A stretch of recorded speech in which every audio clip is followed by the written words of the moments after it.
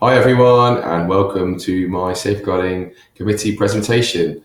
I could not possibly let you have a safeguarding committee without a report from me. I know you'd all miss it too much. I think depending on what time this is being shown, I may well be at 35,000 feet on the way to South Africa. However, I would much rather be with you guys there because I miss you all already.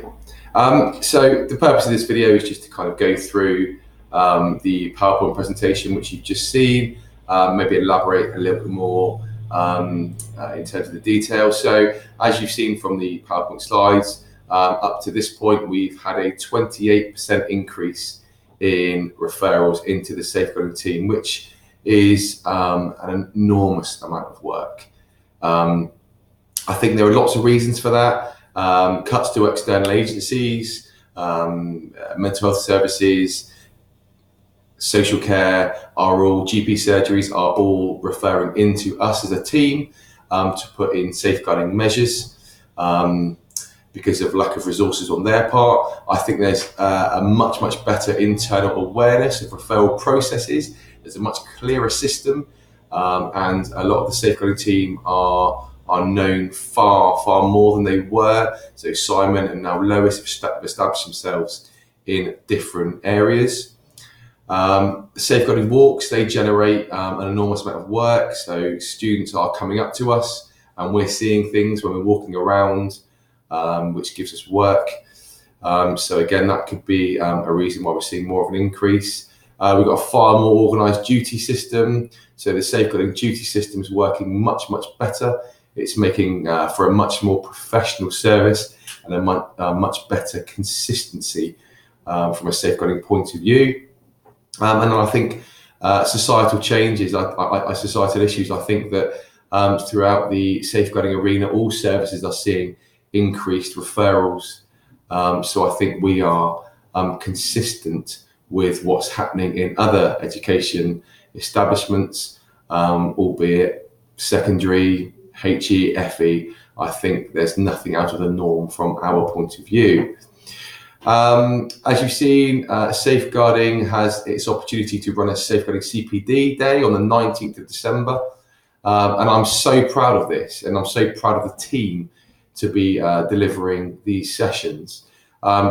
This year, we're going into more depth, looking at trends we're seeing. So I think the relevance of what we're delivering will be fantastic. Just a very brief overview. We're delivering for up to 100 delegates, mainly lecturing staff, I'm hoping, or academic staff, the level 2 child protection and safeguarding training, which Babcock are coming in to run for us, which is the second year they've done that. Last year it was very well received by mainly support staff. So we're echoing that to lecturing staff, so that'd be fantastic.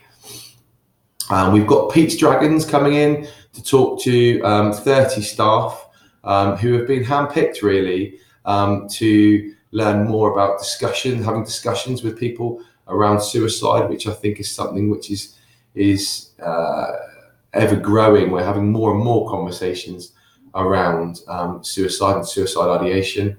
So I think Pete's Dragons will come in. So those two sessions are running in the morning, which we're delighted about. And then in the afternoon, based around trends that we're seeing, and we've seen this term, we've got Debbie and Lois running a session around healthy relationships and what an unhealthy relationship looks like, and signs and symptoms, which will upskill staff to notice these things. And we've also got Steve Griggs, who's our enhanced bursary mentor. He's to run some sessions for staff around working with children in care and care leavers and maximising their opportunities here in education.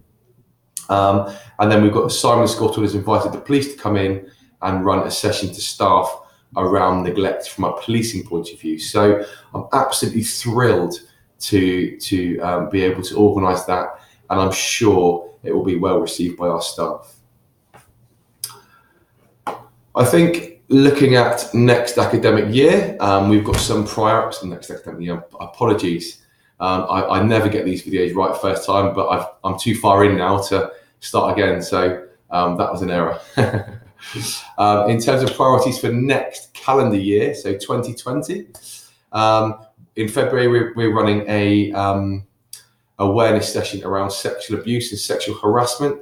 I'm sure you've seen on the PowerPoint presentation, we've had over 40 allegations or disclosures around sexual abuse, sexual harassment, or abuse of a sexual nature, which is the highest we've ever seen, particularly from the time where I took over as Deputy Designated Safeguard Lead.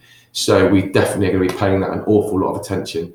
It's great that we're getting the disclosures, but actually let's not just be reactive, let's be proactive, and go out and raise some awareness to upskill our students and potentially staff from becoming victims of any sexual abuse. Again, lanyards, we need to drive the message that lanyards are a critical safeguarding intervention designed to safeguard not only students, but actually staff. It safeguards every single one of us who uses this campus. I'm going into faculties, talking to staff about how important this is. And we've come up with the slogan, which I love, and I spoke to Jane about it in our one-to-one, that lanyards are not just for Ofsted. So lanyards are for life and not just for Ofsted. And that's the slogan we're going with. So let's get that message out. Lanyards are for life, not just for Ofsted. Again, off the back of some conversations that I've had with Sheena, safeguarding and health and safety are going to come together, which they should do anyway, because it's all about the health and safety of all of our campus users. So I'm going to be joining forces with Sheena and George and Jason Quinn and making sure that safeguarding has input from a health and safety point of view too. So that's again something new in the new calendar year.